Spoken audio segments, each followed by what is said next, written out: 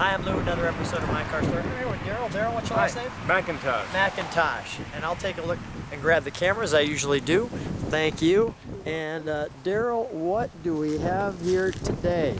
We have a 1969 American Motors AMX.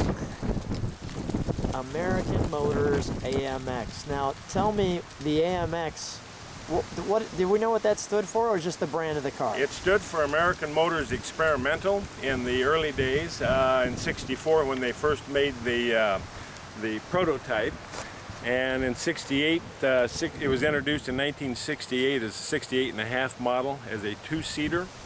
It was American Motors' entry into the sports car market at that time for the youth market.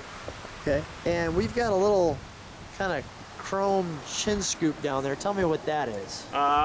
American Motors entered the Trans Am racing field, and that was what they called their chin spoiler. It was an afterthought to help cool the front end as well as keep the front end down at high speeds. Okay, that looks great. Let's take a look at the side of it, and we've got the nice colors here. That's the original factory color Bittersweet Orange that the car originally came in, and matter of fact, it was the brochure color for the car in the '69 brochures. And we've got the sun beaming down on it. It looks great. Not much in the way of badging. I mean, we've got the AMX here on the side, and yeah, in the original prototype, that's where the gas filler tanks were.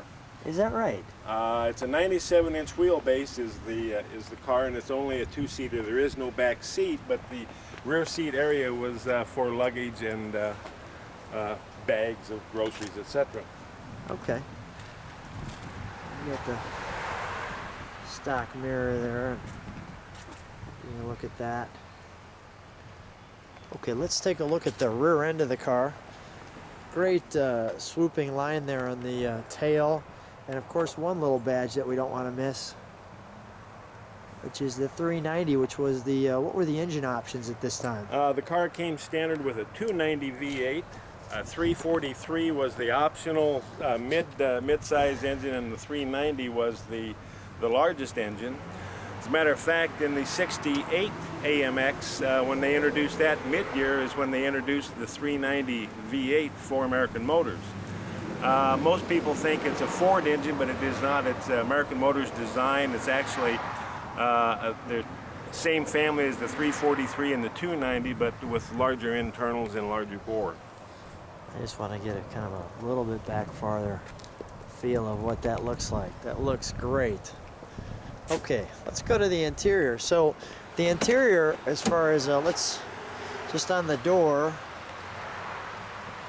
it's got nice, you know, the vinyl door with the lock accordingly there, and a little wood grain feel. And the back seat is not a back seat at all. It's an area that you just kind of hang out back there, I guess. Yeah, and babies and infant seats sit back there in the old days before they had to have car seats. Yeah, that would fly now, right? And of course, the famous Rambler reclining seats were applicable in the AMX, so they went all the way down on both sides. Nice. Pretty cool. All right, let's get a shot of the interior here. We've got the 4-speed, the Hurst shifter. The Hurst shifter as we're dialing in there, and it did have a 140-mile-an-hour speedometer as standard equipment on the AMX, and you'll notice the clock is still running. It still works. Wow. So let's get a look at the weather eye and the lights and the wipers. There's that clock we talked about. We've got the AM 140. And the radio still works. Exactly. What's this? Just some gauges here? Yeah, that's for your brake warning lights. Okay. An interesting kind of centerpiece here. Yeah, in the air-conditioned cars, that center panel there had 2 air conditioning ducts. Okay. That were circular, and that's where they would fit. Then the radio speaker's in the top half of that center panel. Gotcha. What is this number here? The AMX 14983. All the original AMX 2-seaters came with a unique dash number, and they assumed at the time, according to their literature, that these would become collectible cars, so they were unique numbers on the dash. Ah. This car was made the last week of production for the 1969 models. And here's some extra detail for those of you who want to read that. I'll just pull that back a little bit. You can pause that on your browser at any time you want to read some of the details there. I'm going to put that there in the center. And just go over, this is some of the original AMX brochure. Yeah, those are some photocopies scanned from the original brochure of the day. This car, as mentioned, was the factory brochure color.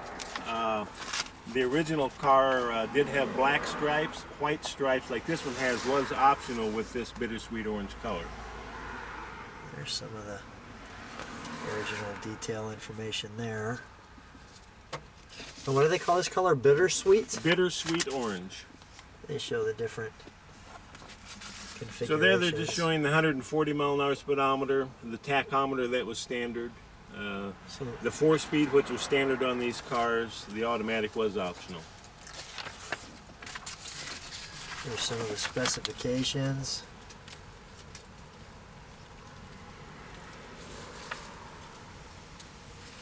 So people can kind of go through the specs and see what's there. Through some of the options. Take my time with that. And then what was this brochure here? That's just another 69 brochure, just showing that Same one. It's a different brochure, but it's the same, basically the same data. I brought that to show again the color of the brochure car that year was this bittersweet orange. Oh, okay. I got you. They go through some of the. Same as the other sheet. Okay, same as the other sheet. And then this one behind us is a source book. Yeah, that's just a book that somebody put together. That's the front cover of the history of the car, and it's different contributions to history. Craig Breedlove of Land Speed Record fame set 106 world speed records in a 68 AMX. So that's all in that book. This is a picture of the AMX2 mid-engine car that they designed as a concept car to follow this one, but it was never made. Cool. Nice. It's a production unit. So we got a nice little stack of history right here. Yeah, I'm going to keep that here. Let's take a look under the hood, which is where we want to go next.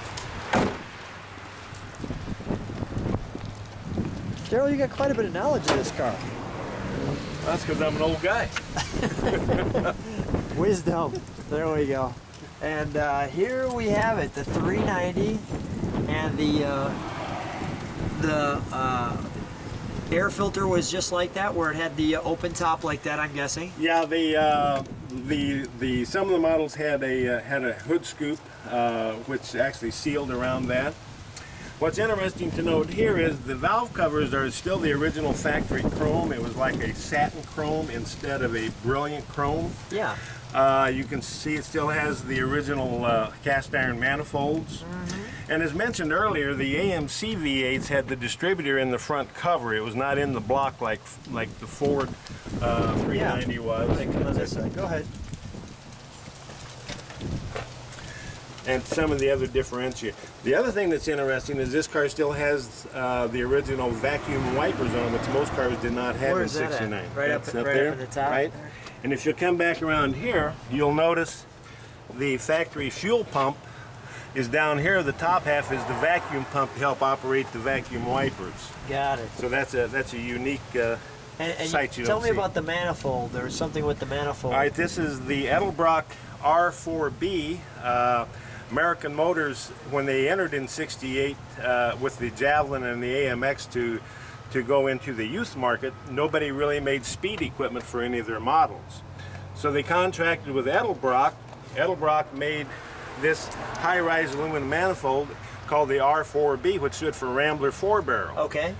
At the back of the manifold is the AMC part number. If you come up here, Sure. and it's hard to see, but you can look back through here. There's the AMC part number is cast into the manifold.